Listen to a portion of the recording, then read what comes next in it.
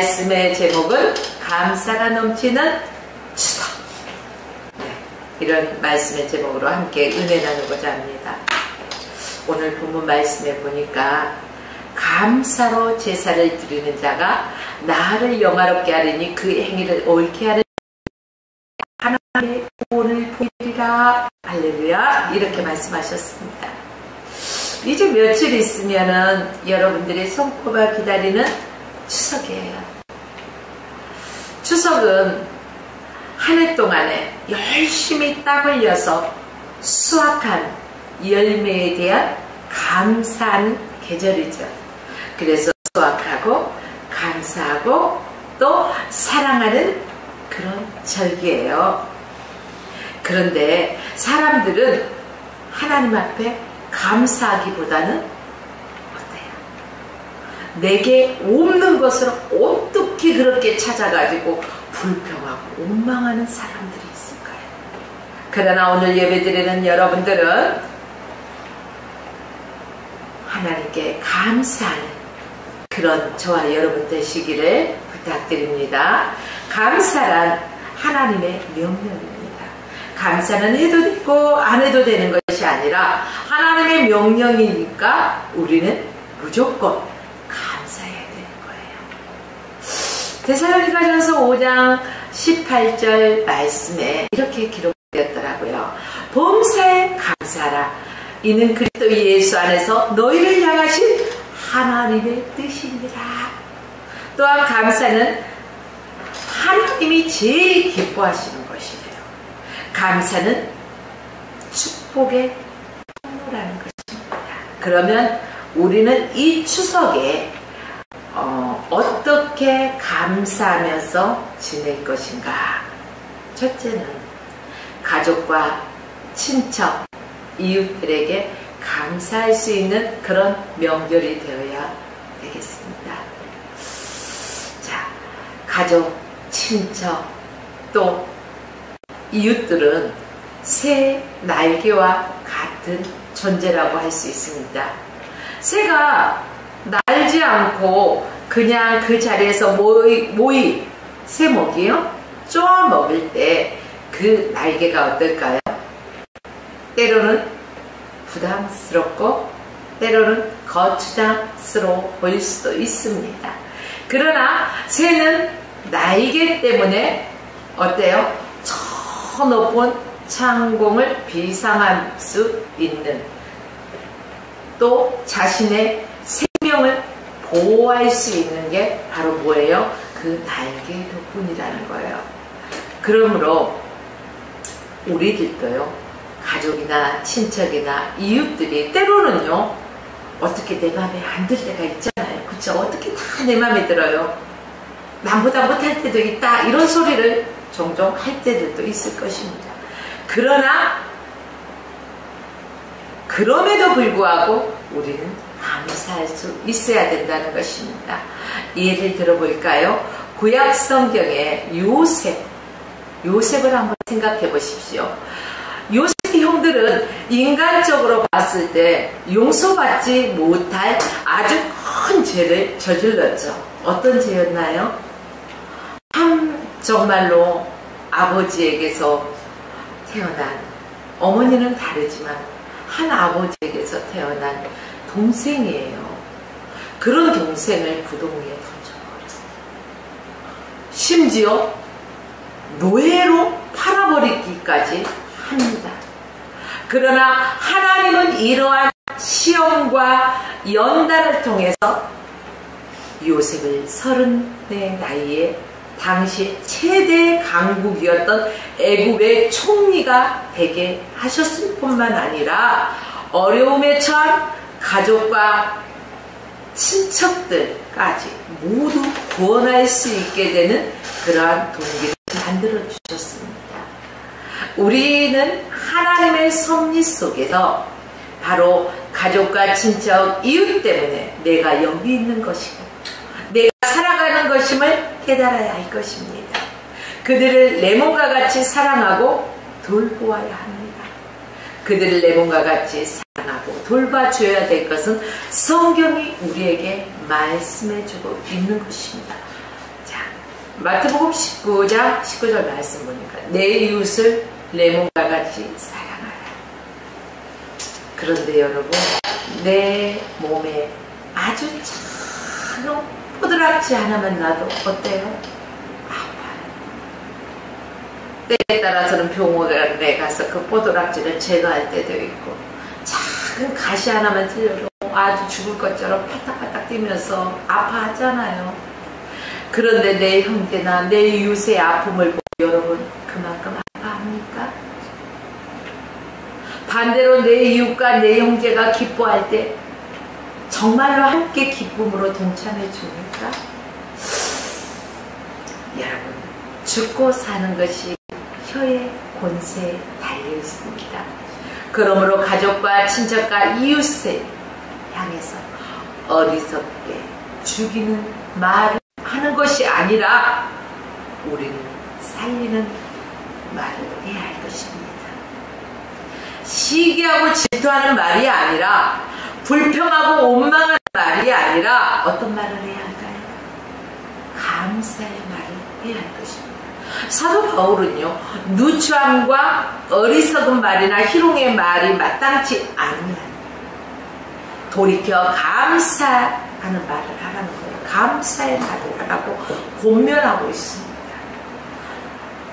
사도 바울의 권면은 오늘 저와 여러분에게도 동일하게 권면하고 있는 것입니다. 특별히 이번 추석에 친척과 이웃과 또 가족들 향해서 어리석게 우리는 내 마음에 있는 것들을 털어보면서 불평하기보다는 오히려 그들에게 감사의 말을 하면서 은혜로운 명절 연휴가 되었으면 좋겠습니다. 둘째는요, 부모와 조상에게 감사하는 명절이 되어야 할 것입니다. 현대인들에게 부모와 조상들에게 감사하는 그런 말을 하잖아. 감사라는 말 하잖아요. 보면은 부모가 나에게 잘해준 게 있어야지 감사하죠. 누구누구는 금수저네. 나는 뭐예요? 누가 나달라겠어요? 심지어 이런 소리들도 하는 것들을 볼 수가 있습니다. 이게 뭘까요? 효를 행하지 아니하고 고마워하지 아니하고 불평하는 것. 내가 효를 행하지 않고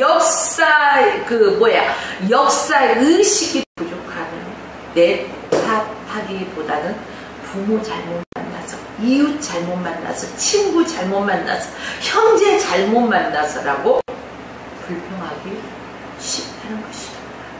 물론 이렇게 되기까지는 부모의 책임이 있을까요? 없을까요? 있겠죠. 부모의 책임이 있습니다. 왜?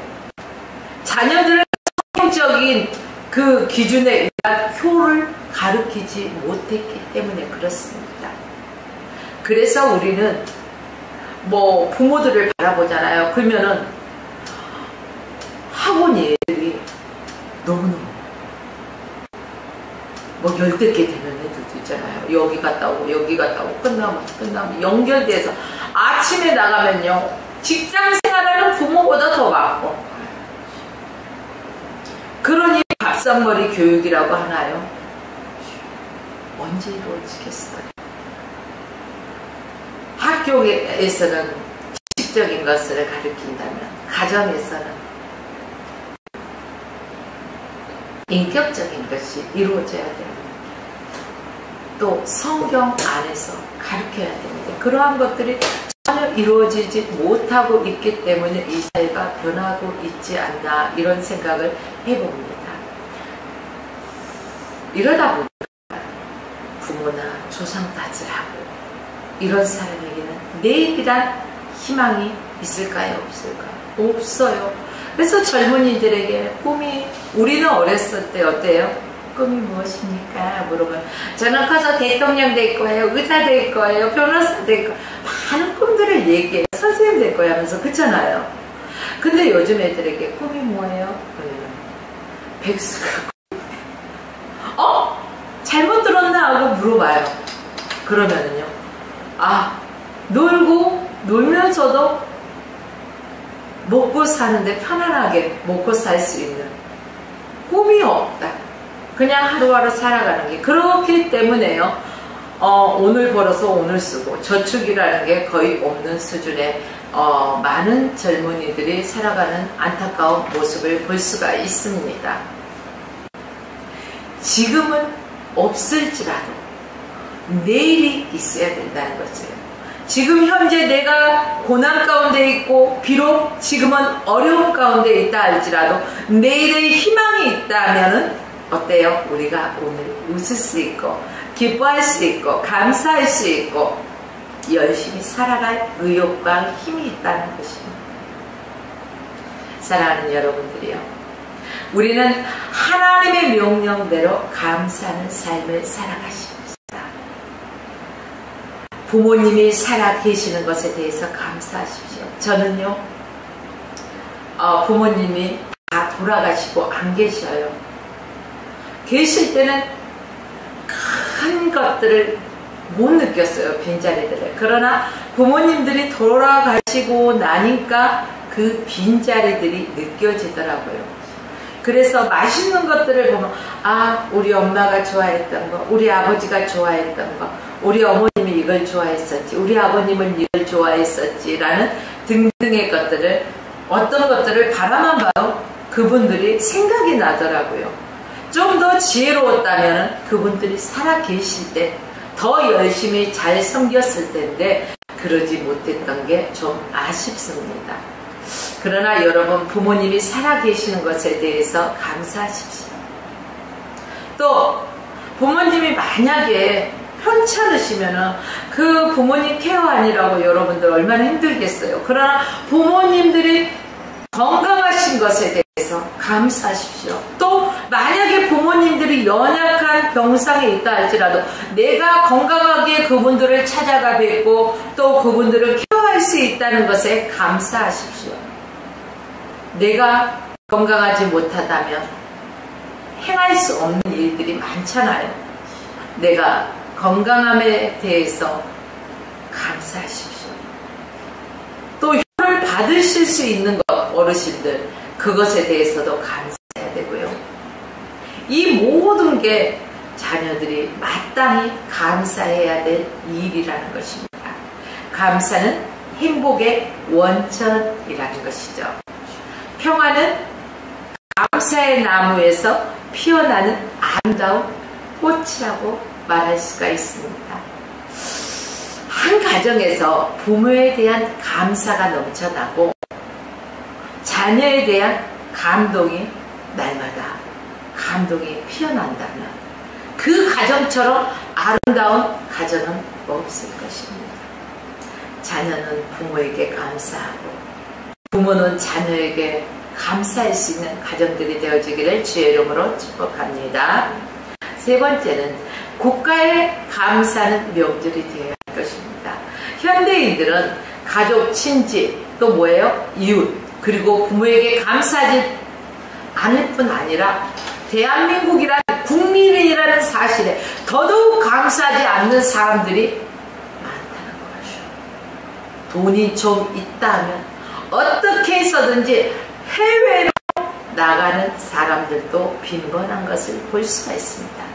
그러나 불신자들은 나라를 비판할지라도 우리 성도들은 이 나라와 민족을 사랑하고 하나님이 보호하시는 이 나라를 눈물로 부르짖으며 회개하며 기도해야 될 줄 믿습니다. 왜 그럴까요? 하나님은 역사의 주관자이십니다. 하나님은 역사의 주관자로서 이 나라를 통치하시고 계십니다. 우리들은 대한민국 국민으로 살아가게 하셨습니다. 인간의 생사복을 주관하시는 분이 하나님이십니다. 여러분이나 나를 이 땅에 또 이 세상에 이 우주에 또 대한민국 사람을 통해서 대한민국 땅에 태어나게 하신 것 감사하자는 것입니다. 저와 여러분이 만약에 공산화 국가에서 태어났다면 예수를 마음대로 믿을 수 있을까요? 생각할 수 없을 것입니다. 그러나 종교의 자유가 있는 이 대한민국 땅에 태어나서 오늘도 우리는 누가 교회 가서 예배 드린다고 여러분들을 핍박하던가요? 아니잖아요. 자유롭게 하나님 앞에 나와서 예배 드릴 수 있는 이 자유를 주신 하나님께 감사해야 되고, 이 자유로운 땅에서, 대한민국 땅에서 우리가 하나님을 찬양하고 경배하면서 예배 드릴 수 있다는 것에 대해서 감사해야 할 것입니다. 지금 나라는 매우 혼란스럽고 어두운 가운데 있죠. 그러나 우리는 희망이 있습니다. 왜 그럴까요? 기도하는 사람이기 때문에 미스와 회개 기도 운동 다시금 이루어져서 이 나라와 경제를 위해서 저와 여러분들이 기도해야 할 것입니다. 특히 요즘 젊은이들은 전쟁이 아닌 평화의 때, 식민지와 공산주의가 아닌 자유민주주의 국가에 태어난 것에 대해서 감사해야 할 것입니다. 저희 부모님 시대에는요, 전쟁 시기, 그래서 어린 나이에도 전쟁에 나가고, 어떤 이들은 전쟁 중에 태어난 이가 있고, 또 어린 나이에 전쟁을 당하다 보니까 전쟁 중에 부하가 된 사람들, 여러 가지 사람이에요. 그러나 저와 여러분들은 신앙의 자유가 보장된 나라에 살고 있지 않습니까? 얼마나 감사합니까? 자유민주주의 대한민국에서 신앙의 자유가 있는 이 대한민국에서 살아가는 것에 대해서 감사하면서 이 나라와 이 민족을 위해서 여러분 더욱더 기도해야 할 것입니다. 네 번째는 자연의 감사는 명절이 되어야 할 것입니다. 자연의 감사라는 것은 자연을 신격한다거나 우상 숭배하라는 말이 절대 아닙니다. 자연은 하나님께서 인간의 삶의 터전으로 주셨습니다.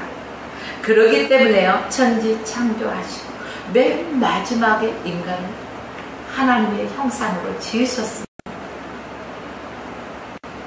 자연을 통해서 인간에게 삶과 또 많은 힐링할 수 있는 것들, 하나님이 주신 이 천지 만물을 보면서 우리가 하나님을 찬양하고 하나님을 경배할 수 있게 하셨다는 거예요. 여러분, 대자연에 나가보십시오. 얼마나 아름답습니까? 어떻게 사람이 그렇게 만들 수 있겠어요? 하나님의 솜씨입니다. 말씀으로 천지를 창조하신 그 하나님, 이 자연을 누구에게 주셨어요? 저와 여러분들에게 누리라고 주셨어요. 그렇기 때문에 이 자연도 훼손시키지 말고 우리가 하나님께 감사해야 할 것입니다. 또 자연의 그 감사라는 것은요, 우리 자연보호 캠페인 있어요, 없어요? 지금도 있을까요? 그래요. 자연을 사랑하라는 거예요. 보호하고 사랑하라는 거예요. 그 안에서 얻어지는 것들이 있어요. 이렇게 자연 나무들이 숲속에 가면 피스톤치, 그러면 우리 사람에게 건강에 좋다고 하잖아요. 좋은 공기가 있고. 그렇기 때문에 이 자연이 주는 것들이요, 귀한 거예요.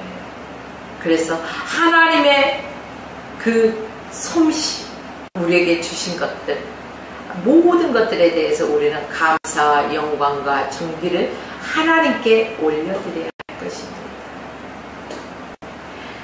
그런데 그 도시인들은요, 뜨거운 태양과 휘몰아치는 그 태풍을 견디면서 생산된 소산물, 이것에 대해서 잘 몰라요. 값진 것에 대해서 잘 몰라요. 그래서 식사를 하다가도요, 처음 덜어놓고 먹으면은 다른 사람도 먹을 수 있어요. 그쵸? 근데요, 먹다가 다 먹은 거 괜찮아요. 좋아요.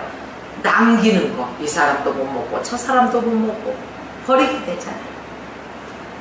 그 농부는 이 쌀한톨을 위해서 한 해 동안 구순땀을 흘리면서 일하는 거예요. 우리가 먹는 과일을 생각해 볼까요?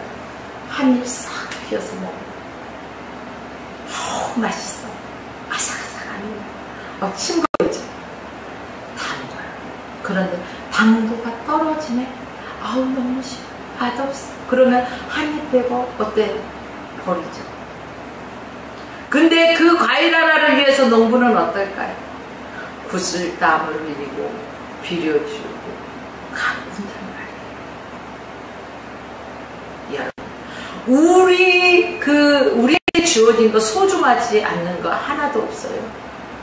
들도요 소중하다는 거예요. 하나님이 창조하신 아주 귀한 생명체. 여러분, 심각한 환경 오염에 직면해 있는 이 시대에 살아가고 있는 거예요. 그래서 우리는 분리수거라는 것들도 철저하게 할 줄 알아야 되는 거예요. 재생시킬 수 있는 것은 재생시킬 수 있도록 생명에 대한 경외감을 가지고 자연과 그 소산물에 대한 현대인들이요, 그 감사할 수 있는 자세가 되어 있어야 할 것입니다. 자연을 보고 감사할 줄 아는 사람들은요, 절대 악하지 않아요. 자연에 대해서 감사할 수 있는 사람들은요, 절대 살인하는 이런 악한 사람이 없다는 거예요. 자연을 보고 감사할 수 있는 사람들은 욱해서 폭행하는 사람이 없다는 거예요. 자연을 보고 감사할 수 있는 사람은 절대로 시기하거나 질투하거나 원망하거나 불평하지 않는다는 것입니다. 자연을 보고 감사하는 사람은 선한 사람, 착한 사람, 강한 사람들은요, 자연을 보고도 감사할 줄 몰라요. 그러나 선하고 착한 사람, 하나님이 주신 이 대자연을 바라보면서 불안 포기 받아요. 나를 위해 존재하는구나. 감사하죠. 이 천지 만물을 보면 감사하지 않는 것들이 하나도 없잖아요. 하나님의 솜씨, 하나님께 우리 영광 올려드립시다. 감사로 하나님께 영광 올려드립시다. 다섯 번째는 창조주 하나님께 감사하는 명절이 되어야 할 것입니다. 나를 비롯해서 나의 가족과 나의 친척, 이웃, 국가, 자연이, 이 땅에 존재하는 모든 것들이요, 하나님의 그 창조주 하나님께, 하나님이 계시기 때문에 이 모든 것들이 가능하다는 것이고, 그러므로 성도들은 이것에 대한 감사의 조건이 있어야 되는 것입니다. 지위나 환경이나 명예나 성공, 어떠한 재산, 이것이 감사의 조건이 돼서는 안 된다는 것입니다. 이런 감사는 어때요? 일시적이에요. 내게 주어졌을 때는 감사해요. 그런데 그 감사가 금방 식어져 버려요. 조건적인 감사가 되지 맙시다. 범사에 감사는 저와 여러분이 되어지길 원합니다. 사도 바울을 보십시오. 사도 바울은요, 40에 하나 감암매를 맞고 감옥에도 갇혔고 죽을 뻔한 위기를 몇 번이나 넘겼어요. 그러나 그가 불평하던가요? 아니요. 감사가 넘쳤다는 것입니다. 바울이 옥중에서도 찬송을 부를 수 있었어요. 성도들에게 감사라고 권면하고 있어요. 왜요? 내가 사나 주나 나의 주의 것이기 때문에 범사에 감사하는 것입니다. 그 감사의 기준이 무엇이었을까요? 감사의 조건이 무엇이었을까요? 그 상황 속에 어떠한 상황 속에서도 감사할 수 있었던 것은요, 예수님이 나와 함께 하시기 때문에 감사할 수 있었다는 것입니다. 예수님 때문에 감사할 수 있는 것, 하나님 때문에 찬양할 수 있는 것입니다. 어떠한 고난과 역경 속에서도 예수님 때문에 감사하고 하나님으로 인해서 찬송할 수 있는 저와 여러분이 되어야 할 것입니다. 하박국 선지자와 바울도 어떠한 상황 속에서도 모든 환경을 초월해서 감사하면서 기뻐할 수 있었습니다. 그래서 유명한 성경 구절이 있죠. 하박국 3장 17절과 18절 말씀. 비록 무화과 나무가 무성치 못하며 포도나무에 열매가 없으며 감람나무에 소출이 밭에 식물이 없으며 우리의 양이 없으며 유양간에 소가 없을지라. 이 정도 없으면 어때요? 불평할 수밖에 없는 상황이잖아요. 안전이 바닥이잖아요. 이것도 없고 저것도 없고 다 없어. 그럼에도 불구하고 뭐라고 고백한가요?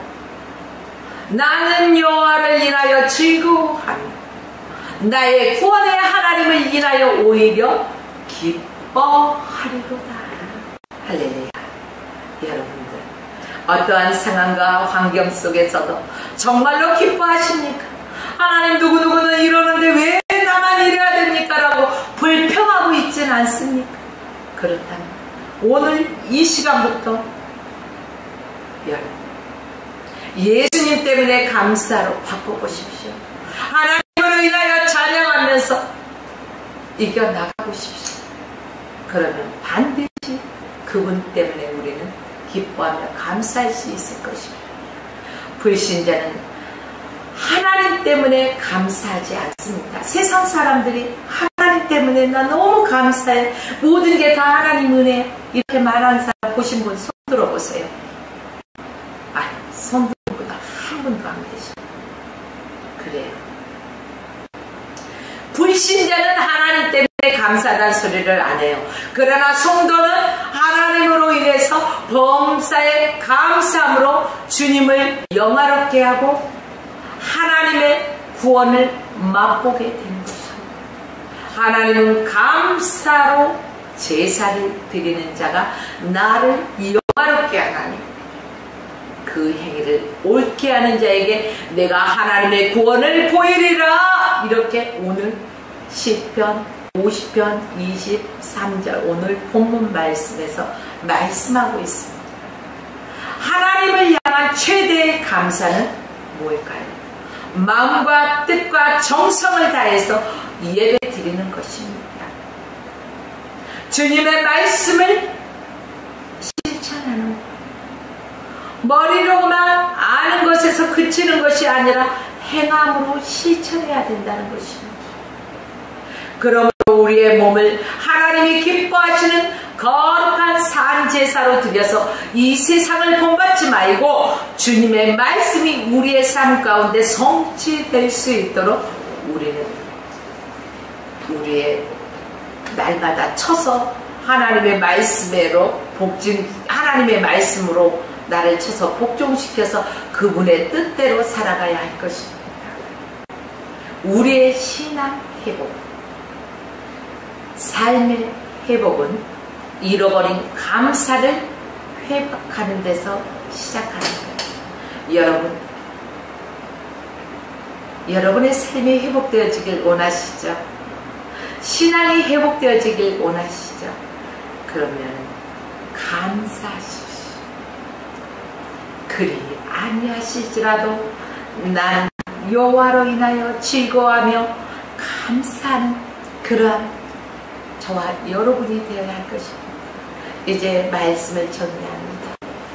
우리의 신앙 회복을 위해서 우리는 무엇든지 감사합시다. 저 사람이 비록 나를 깎고 깎은다 할지라도, 씹고 씹는다 할지라도, 누가 나를 씹으면 어떻게 생각해야 돼요? 아, 씹으니까 소화가 잘 되겠구나. 그래, 꼭꼭 씹으면 좋은 거야. 감사해요. 누가 나를 막 깎아내려, 막 깎고 그러면 어때요? 막 속에서 막 올라오죠, 여러분? 그러지 마세요. 아, 저 사람이 나를 조각해주네. 깎는 게 뭐예요? 조각이잖아요. 그래. 아, 저 사람이 나를 아주 조각해주는구나. 하나님 감사. 이러면서 모든 것을 감사로 바꿔나가 보자고요.